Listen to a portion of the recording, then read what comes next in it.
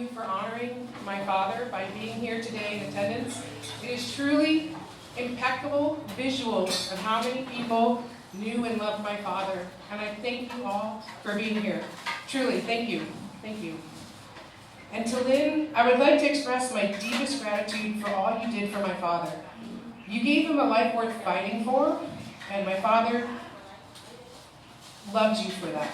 And he loved you deeply, and was evident by the way you took care of him and the way he took care of you. No one could ask for a better partner to navigate this battle with cancer, with all the trials and tribulations, the ups and downs, and the fight that came with it. You gave him the spirit to fight as long as he could. He wanted nothing more to be your protector, your travel companion, to be by your side for many parties, and have a social calendar. And honestly, you guys partied a lot. Like, I'm amazed on what you guys did and the life that you brought my dad. And it is truly and sincerely an honor what you did for him. You gave him a life.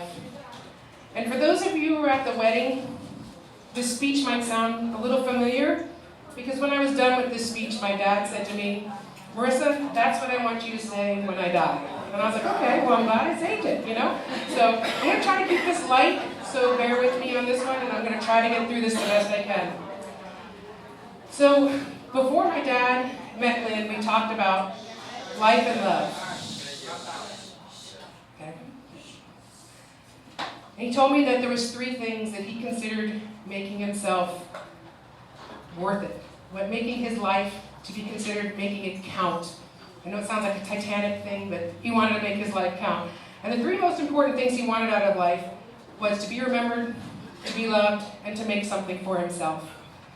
So we all know how successful he was. Now, I heard that he left with New Jersey with $40. I thought it was $400. The story kind of changes as it goes along. $400. See, that's what I thought it was.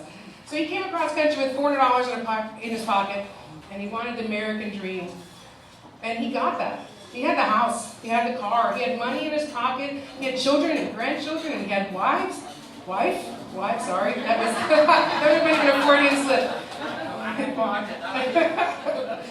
So he had beautiful grandchildren, and he had a beautiful wife, and he had a life to share with. He had a career in finance that spanned 4 decades. I mean, 4 decades, that's a lot of time to be doing what he did, and that's amazing.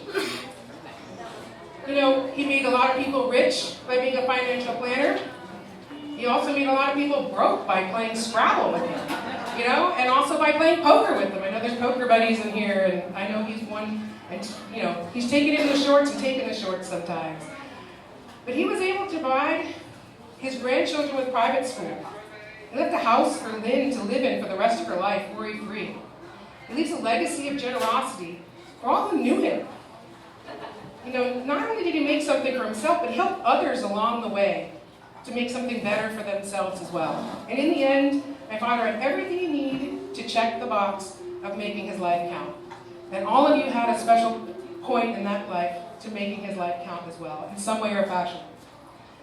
The second thing is he wanted to be remembered.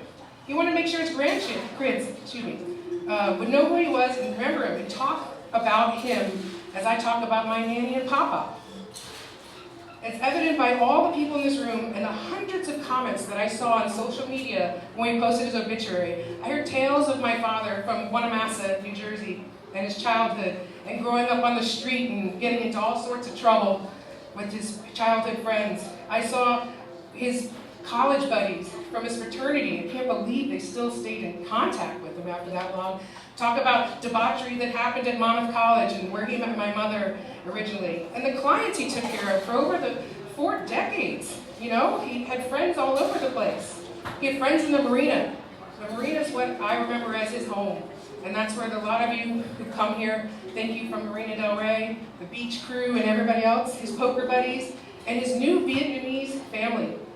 When he married Lynn, he found a family. And I can tell you this, Dad will be remembered. He was there for his grandkids all the way from the day that they were born. And I'm sorry that they couldn't be here today, but they're on school on the East Coast, and they couldn't miss school. He was at countless baseball games and hockey games, and he even sold Girl Scout cookies. And I hope there's a picture of him dressed as a Thin Mint cookie. I think I sent that up there. So he sold cookies. We went went to national parks. We went to the beaches of Normandy. We laughed, we shared holidays together, and we enjoyed every minute of it. Dads, you're unforgettable. And I think everybody in here has an unforgettable story about my dad, whether it's appropriate for this venue or not. I'm sure you have an unforgettable story about my dad. He wanted to be unforgettable. So here's to being remembered. As the part about being loved, I can say this. Look around at all the people in this room. They loved you, Dad. Everybody here loved you in some way or fashion. You love my father. He'd be so honored to see all these people gather together to celebrate his life. If you knew my dad, you knew he'd be talking to each one of you. He'd be the life of the party. You know, he'd be telling jokes, making sarcastic comments. He'd be dancing. He'd be saying how beautiful all the women look. Because that's what my dad did. He was very charismatic, and he loved to be the center of attention. There wasn't a thing my dad wouldn't do to make someone laugh. And even on the day he died, my husband told me, who was there in the hospital, he was fist bumping people and saying, I'll see you later. It's not tomorrow. It's not goodbye. I'll have a drink with you later. And it's like, how is that even possible? On the day he died, he was still trying to be the life of the party because he wanted to be loved and he wanted to be remembered. And he wanted to be remembered as someone who had the fullest life all the way to the end, and I believe he did. My dad is leaving behind many people who loved him, from his children, his grandchildren, his younger sister and brother, his wife, her children, her amazing extended Vietnamese family, and I hope that's appropriate to say, the Vietnamese family. You know, I really mean that. His friends and colleagues and friends all over the country. I want to touch upon the Vietnamese family and friends. I can't tell you how much my dad really appreciated the friendship that you've given him and how you honored him and took him into your world and you made him one of your own. You would always say, he's like, they love me. And I'm like, I know. Like, and I see your pictures, my gosh.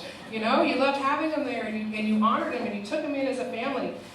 And every one of you treated him like that, like you knew him forever.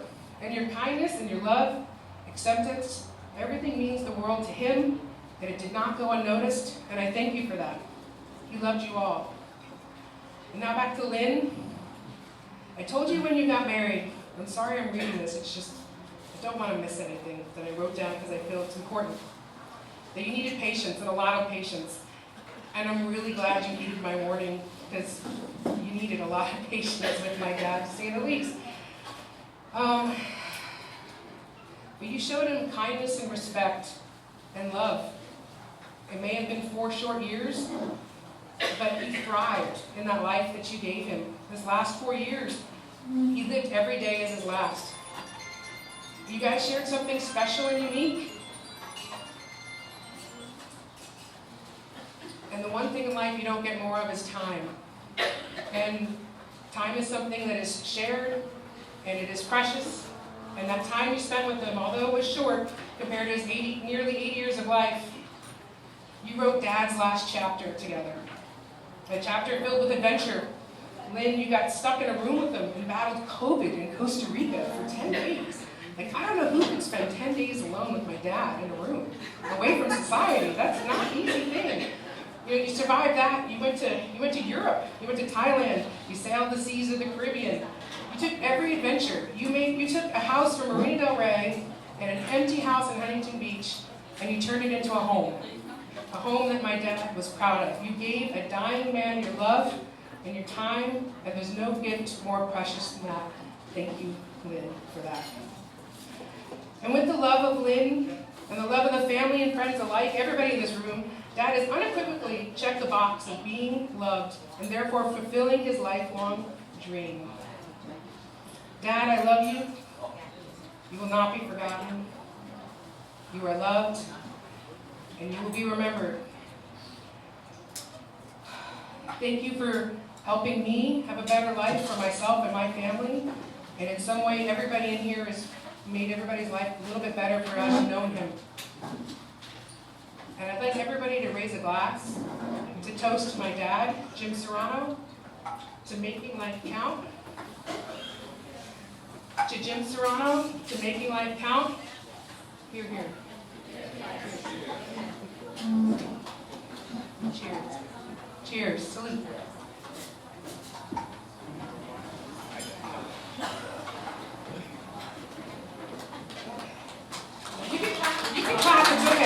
This is a good time. Now please go get your food in an orderly fashion, no pushing, no elbows. You know, be kind to one another.